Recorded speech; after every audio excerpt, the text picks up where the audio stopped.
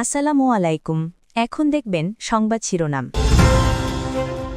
রাজধানী সহ বিভিন্ন স্থানে 4.3 মাত্রার ভূকম্পন অনুভূত। নরসিংদীতে ভূতত্ত্ববিদদের ফাটল পরিদর্শন, নিরাপত্তার ঝুঁকি চিহ্নিত। ভূমিকম্পের পর থেকে লাপাত্তা কষাইটুলির ক্ষতিগ্রস্ত ভবনের মালিকরা। বঙ্গ হাসপাতালে এখনও চিকিৎসাধীন 23 জন। লক্ষ্মীপুর কিশোরগঞ্জের রাজনৈতিক দল নয়, মাফিয়া সংগঠন ছিল আওয়ামী লীগ, মন্তব্য সালাউদ্দিনের। আন্দোলনে জামায়াত দৃশ্যমান কিছু করে। গণভোটের আইন হলেই প্রস্তুতির কাজ শুরু হবে, জানালেন সিইসি। অবাধ সুষ্ঠু নির্বাচনের জন্য চাইলেন গণমাধ্যমের সহযোগিতা।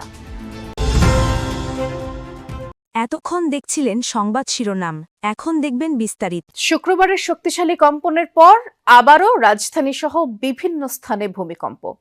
এবার কম্পনের মাত্রা 4.3। এখন পর্যন্ত কোথাও ক্ষয়ক্ষতির তথ্য পাওয়া যায়নি। এর আগে 24 ঘন্টার ব্যবধানে সকালে ভূমিকম্প হয়, যার উৎপত্তিস্থল ছিল ঢাকা থেকে 29 কিলোমিটার দূরে নরসিংদীর পলাশে, যদিও অনুভূত হয়েছে আশুলিয়ার বাইপাইলে। ভূমিকম্প গবেষণা কেন্দ্র জানিয়েছে, রিক্টার স্কেলে ওই ভূমিকম্পের মাত্রা ছিল 3.3। সকাল 10:36 12 সেকেন্ডে আশুলিয়ার বাইপেল এলাকায় ভূমিকম্প হয়েছে এমন তথ্য দেয় আবহাওয়া অফিস। পরে ভূমিকম্প পর্যবেক্ষণ ও গবেষণা কেন্দ্র জানায়, রিক্টার স্কেলে এর মাত্রা 3.3। এবার উৎপত্তিস্থল নরসিংদীর পলাশ। গবেষণা কেন্দ্রের ভারপ্রাপ্ত কর্মকর্তা রুবায়েত কবির জানান, এবারের কম্পনটি গতকালের 5.7 মাত্রার ভূমিকম্পেরই আফটারশক। আজকে 10:36 আবার একটা ভূমিকম্প হয়েছে, যেটার ম্যাগনিটিউড 3.3। বাট গতকাল যে ভূমিকম্পটা হয়েছিল ওটার উৎপত্তি স্থল আমরা বলেছিলাম যে মাধবদী, নরসিংদীর। আজকে হয়েছে এটা নরসিংদীর পলাশে। বড় ভূমিকম্প হওয়ার পরে সাধারণত আফটারশক হয়, এবং আমি বলবো যে আজকে যেটা হয়েছে এটা ওই ভূমিকম্পেরই একটা আফটারশক। তিনি জানান, প্রাথমিক ধারণা ছিল উৎপত্তিস্থল ঢাকার উত্তর পশ্চিমে, কিন্তু বিশ্লেষণে দেখা যায় কেন্দ্র সরে গেছে উত্তর পূর্ব দিকে, অর্থাৎ নরসিংদীর পলাশে। মৃদু হওয়ায় সাধারণ মানুষের কাছে খুব একটা অনুভূত হয়নি। আমরা যে কালকে যে দৃশ্যটা দেখছি, ওই দৃশ্যটা ঘুমো থাকলেও লাগে যখন আবার আইতেছে। আজকে ডারকে মনে করেন যে এটা আমরা টের পাইছি না পাইলেও কিন্তু অনুভব করছি যে আবার এরকম ধরনের একটা ভূমিকম্প লাগছে আর কি। এটা আমরা টের পাই না, বিশেষ করে আমি টের পাইনি, এটা টের পাই। কালকের এটা তো কঠিন। আমার জন্মের পরে এত বড় দুর্যোগ আর দেখি নাই বা শুনছিও না। এদিকে ভূমিকম্পে নরসিংদীর পলাশ রেসিডেন্সিয়াল মডেল কলেজের মাঠে দেখা দেয়া ফাটল পরিদর্শন করেছে ঢাকা বিশ্ববিদ্যালয়ের ভূতত্ত্ব বিভাগের একটি দল। র্যাপিড ফিল্ড টেস্টের অংশ হিসেবে বেলা 12টায় ভূতত্ত্ব বিভাগের গবেষক, শিক্ষক ও শিক্ষার্থীদের একটি দল ঘটনাস্থলে পৌঁছায়। এই ফাটলটা কি ভূমিকম্পের সাথে সম্পর্কজনিত কিনা সেটি আমরা আজকে নির্ণয় করছি, এবং এখান থেকে আমরা স্যাম্পল কালেক্ট করছি, যা হলো কি আমরা আমাদের গবেষণাগারে নিয়ে আমরা সেটা পরীক্ষা করে দেখব।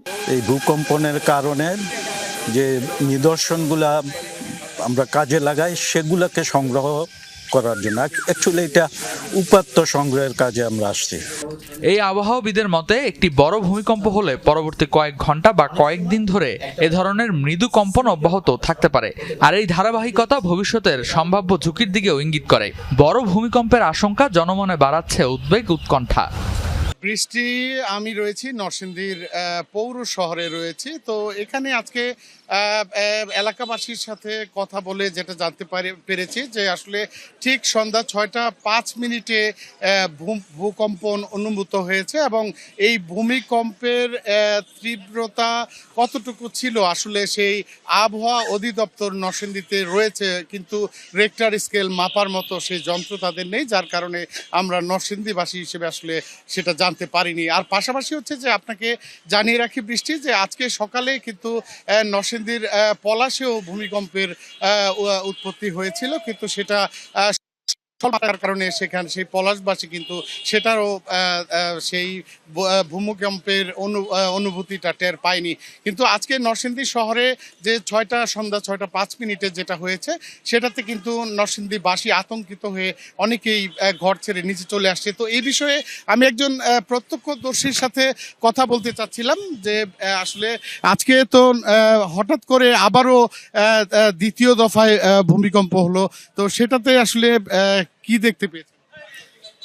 নরসিংদীবাসী আসলে গতকালকে যে ভূমিকম্প হয়েছিল সেটাতে অনেক আতঙ্কিত।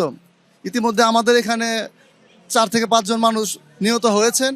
তো এই ধারাবাহিকতায় আজকেও ঠিক সন্ধ্যার পর এই ভূমিকম্প হওয়াতে আরও বেশি আতঙ্কিত হয়েছেন, এবং যে বহুতল ভবনগুলো ছিল ওইখান থেকে মানুষ অনেক হুড়োহুড়ি করে রাস্তায় নেমে আসছে, গলি থেকে মানুষ ছোটাছুটি করেছে। এখন এটা থেকে আসলে আমার মনে হয় যে নরসিংদী পৌরসভার যেই দায়িত্বপ্রাপ্ত ব্যক্তিরা আছেন, নরসিংদীর যেই বিল্ডিংগুলো আছে, আমার মনে হয় না যে অনেক শত শত বিল্ডিং এখানে কোনো প্রকার কোনো নিয়ম নীতির তোয়াক্কা ছাড়াই বিল্ডিংগুলো করেছে, এবং বহুতল ভবনগুলোর অনেকগুলো ঝুঁকিপূর্ণ। বৃষ্টি, আপনি শুনতে পাচ্ছিলেন যে আসলে এই একজন যিনি প্রত্যক্ষদর্শী, আসলে ভূমিকম্পের সময় তিনিও দৌড়ে তার ভবন থেকে নিচে চলে আসছেন। তো আসলে এখানে পৌরসভায় কতগুলো যে বহুতল ভবন রয়েছে এবং কত ভবনের যে অনুমতি নেই সেটার বিষয়ে কিন্তু সেটির একটি হিসাব নিকাশ সুস্পষ্ট। চলছে। ধন্যবাদ। শুক্রবারের ভূমিকম্প দেশের জন্য বড় সতর্কবার্তা। ভবিষ্যতে আরও তীব্র ভূমিকম্পের মুখোমুখি হতে পারে বাংলাদেশ, এমন আশঙ্কা করছেন ভূতত্ত্ববিদরা। আর তাহলে বড় ধরনের বিপদে পড়বে অপরিকল্পিত রাজধানী সহ পুরো দেশ। ক্ষয়ক্ষতি ও প্রাণহানি কমাতে দ্রুততম সময়ে প্রতিটি ভবনের নিরাপত্তার ঝুঁকি চিহ্নিত করতে অন্তর্বর্তী সরকারকে তাগিদ দিচ্ছেন প্রকৌশলীরা।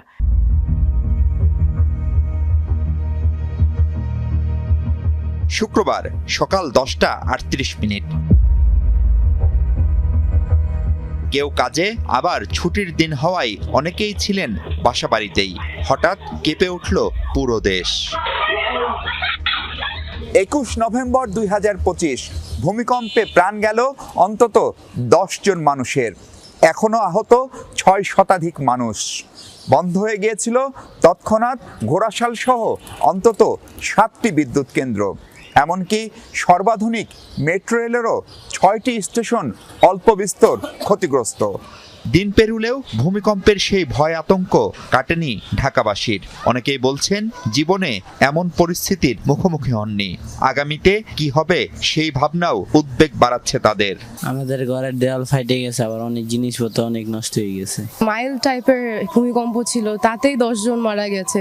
এখন বড় টাইপের হলে আমরা কিভাবে এটা ডিল করব, এটা নিয়ে খুবই অবস্থা খারাপ, এবং ওই ভয়টা মানসিকভাবে সারাদিনই আমাদেরকে তাড়া করছে। লক্ষ্মীবাজার এলাকায় থাকি, তো ওই এলাকাতে যেটা দেখা যাচ্ছে ভবনগুলো যেরকম একটু একটার সাথে একটা লাগানো, এই ধরনের বড় দুর্ঘটনায় একটু ক্ষয়ক্ষতি হওয়ার সম্ভাবনা ওই জায়গাটা একটু বেশি। আমাদের ওই ট্রেনিংটাও প্রয়োজন, যে আমাদের আসলে কি করা উচিত। ধরেন হঠাৎ ভূমিকম্প হলো, আমরা কি করব। এই ভূমিকম্পের উৎপত্তিস্থল ঢাকার অদূরে নরসিংদীর মাধবদীতে। ভূতত্ত্ববিদরা বলছেন 2টি প্লেটের সংযোগস্থলে এর উৎপত্তি, যার গভীরতা 10 কিলোমিটার। হাজার বছর ধরে শক্তি সঞ্চয় হয় এসব সংযোগস্থলে। যখনই হোক এই শক্তি বের হবেই।